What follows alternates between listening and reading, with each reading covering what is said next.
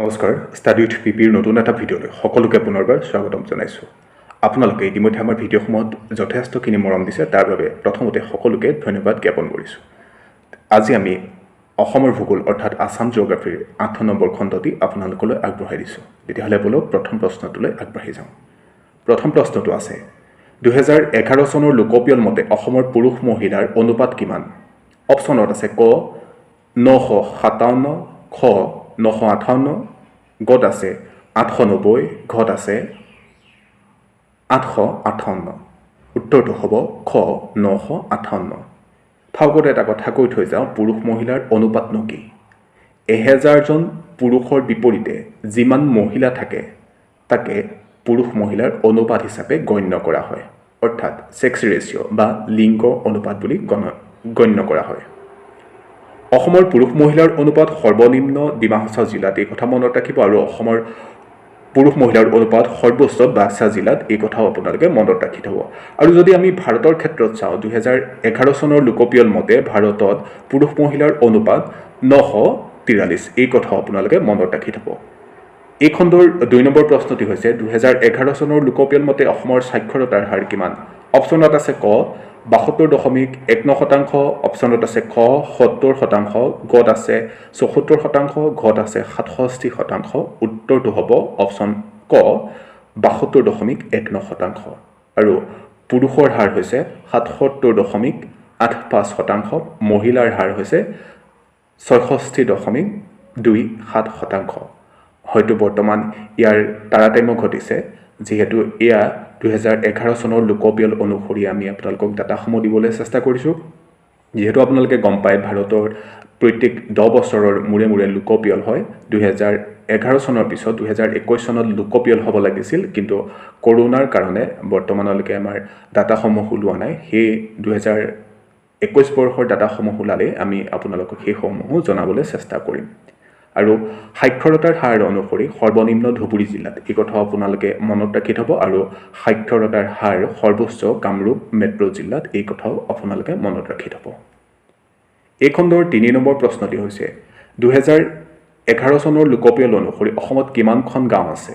অপশ্যনত আছে ক 26,300খন, অপশ্যনত আছে খ 27,395খন, অপশ্যনত আছে গ 22,000খন, ঘত আছে 26,395খন। উত্তৰটো হ'ব খ 26,395খন, এই কথা মনত ৰাখি থ'ব।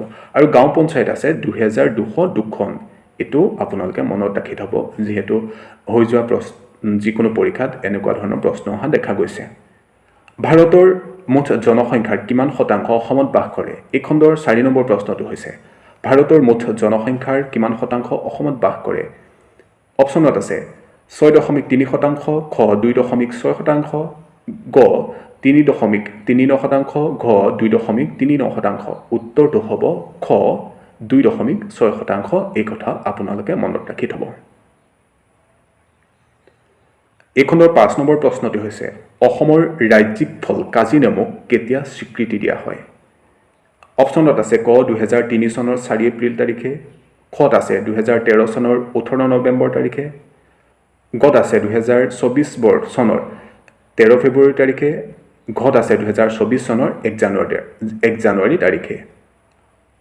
আমি জানো যে 2003 চনৰ 4 এপ্ৰিল, অৰ্থাৎ অপশ্যন কত যিটো দিয়া আছে 2003 চনৰ 4 এপ্ৰিল তাৰিখে অসমৰ বহুকেইটা ৰাজ্যিক প্ৰতীক চিহ্নক স্বীকৃতি দিয়া হৈছিল, যেনেকৈ এশিঙীয়া গড়ক ৰাজ্যিক পশু হিচাপে, দেওহাঁহক ৰাজ্যিক পক্ষী হিচাপে, কপৌ ফুলক ৰাজ্যিক ফুল হিচাপে, আৰু হোলোঙক ৰাজ্যিক বৃক্ষ হিচাপে এই তাৰিখটোতে ঘোষণা কৰা হৈছিল। এই কথা আপোনালোকে মনত ৰাখিব, 2003 চনৰ 4 এপ্ৰিল তাৰিখে, যিটো অপশ্যন কত আছে।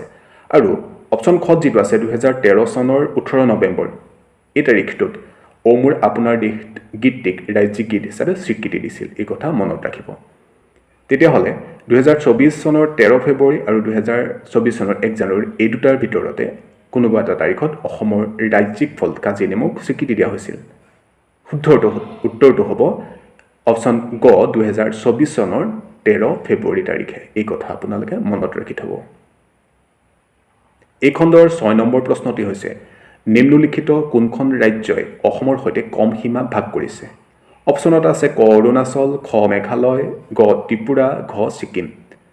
আমি জানো যে অসমৰ সৈতে আটাইতকৈ বেছি সীমা ভাগ কৰিছে মেঘালয়, তাৰপিছত আছে অৰুণাচল। গতিকে ক আৰু খ অপশ্যনটো নহয়, আৰু ঘ অপশ্যনটো এইকাৰণে নহয় যে ছিকিমে অসমৰ সৈতে সীমা ভাগ কৰে নাই। গতিকে অপশ্যন গটোৱে হ'ব ত্ৰিপুৰা। এই খণ্ডৰ 7 নম্বৰ প্ৰশ্নটি হৈছে ৰাষ্ট্ৰীয় উদ্যানৰ ক্ষেত্ৰত অসমৰ স্থান কিমান? অপশ্যনত আছে ক প্ৰথম, খ দ্বিতীয়, গ তৃতীয়, ঘ চতুৰ্থ, আৰু উত্তৰটো হ'ব খ দ্বিতীয়। অসমৰ বৰ্তমান ৰাষ্ট্ৰীয় উদ্যানৰ সংখ্যা যিহেতু 7খন, আগতে 5খন আছিলে, তেতিয়া অসমৰ স্থান অলপ পিছলৈ আছিলে। এতিয়া যিহেতু 2খন বাঢ়ি গৈ 7খন হ'ল, গতিকে দ্বিতীয় স্থানলৈ আহিছে। আপোনালোকে মনত ৰাখি থ'ব। আৰু প্ৰথম স্থানত আছে মধ্যপ্ৰদেশ, এই কথাও মনত ৰাখি থ'ব। ভাৰতৰ প্ৰথম ৰাষ্ট্ৰীয় উদ্যানখন জিম কাৰ্বেট। আপোনালোকে হয়তো জানে ভাৰতৰ প্ৰথম ৰাষ্ট্ৰীয় উদ্যান জিম কাৰ্বেট। এইখন উত্তৰাখণ্ডত অৱস্থিত। 2036 চনত হেইলি ৰাষ্ট্ৰীয় উদ্যান হিচাপে প্ৰতিষ্ঠা কৰা এই উদ্যানখন 520 বৰ্গ কিলোমিটাৰ পৰ্যন্ত বিয়পি আছে। 1952 চনত কেইটামান বছৰৰ বাবে এই উদ্যানখনৰ নাম ৰখা হৈছিল ৰামগংগা ৰাষ্ট্ৰীয় উদ্যান। কিন্তু 1956 চনত প্ৰখ্যাত চিকাৰী তথা সংৰক্ষণবিদ এডৱাৰ্ড জিম কাৰ্বেটৰ নামেৰে এই উদ্যানখনৰ নামাকৰণ কৰা হয়। এইখন ৰাষ্ট্ৰীয় উদ্যানতে দেশৰ প্ৰথমটো ব্যাঘ্ৰ প্ৰকল্পও আৰম্ভ কৰা হৈছিল, এই কথাও মনত ৰাখি থ'ব। আৰু ভাৰতৰ যদি বৃহৎ ৰাষ্ট্ৰীয় উদ্যানখন কি সোধা যায়, তেতিয়াহ'লে আমি জানিম যে হেমিছ ৰাষ্ট্ৰীয় উদ্যান। এইখন জম্মু কাশ্মীৰত অৱস্থিত, এইটোও আপোনালোকে মনত ৰাখি থ'ব। এই খণ্ডৰ 8 নম্বৰ প্ৰশ্নটি হৈছে পূবৰ আমাজন বুলিলে কাক বুজা যায়? অপশ্যনত আছে ক কাজিৰঙা, খ ওৰাং, গ ৰায়মনা, ঘত আছে দিহিং পাটকাই। উত্তৰটো হ'ব ঘ দিহিং পাটকাই। এই খণ্ডৰ 9 নম্বৰ প্ৰশ্নটি হৈছে BTAD কেতিয়া গঠন কৰা হৈছিল? অপশ্যনত আছে ক 2000 চনত, খত আছে 2002 চনত, গত আছে 1999 চনত, ঘত আছে 2003 চনত। অপশ্যন হ'ব ঘ 2003 চনত। কোকৰাঝাৰ জিলা, বাক্সা জিলা, ওদালগুৰি জিলা আৰু চিৰাং জিলাক লৈ এই স্বায়ত্তশাসিত অঞ্চলটি 2003 চনত গঠন কৰা হৈছিল। এই জিলাকেইখনৰ নামো আপোনালোকে মনত ৰাখি থ'ব। এই খণ্ডৰ 10 নম্বৰ প্ৰশ্নটি অৰ্থাৎ শেষৰ প্ৰশ্নটো হৈছে ভাৰতৰ এৰী উৎপাদনৰ মুঠ কিমান শতাংশ অসমে উৎপাদিত কৰে? ক 55%, খ 65%, গ 75%, ঘ 85%। উত্তৰটো হ'ব অপশ্যন খ 65%। আপোনালোকে এই কথা মনত ৰাখি থ'ব। আজিলৈ ইমানে। আশা কৰোঁ আপোনালোকে ভিডিঅ'টো চাই ভাল পালে। যদি ভিডিঅ'টো চাই ভাল পালে তেতিয়াহ'লে আমাৰ চেনেলটো ছাবস্ক্ৰাইব কৰি দিয়াৰ লগতে আমাৰ ভিডিঅ'সমূহৰ লিংক আপোনালোকে বন্ধু বান্ধৱীলৈ শ্বেয়াৰ কৰি দিব। আৰু আপোনালোকে জানে যে আমি বহুকেইটা ছিৰিজ আপোনালোকৰ সুবিধা হোৱাকৈ আগবঢ়াই আছোঁ। সেইসমূহো আপোনালোকে প্লে'লিষ্টত গৈ চাব পাৰিব।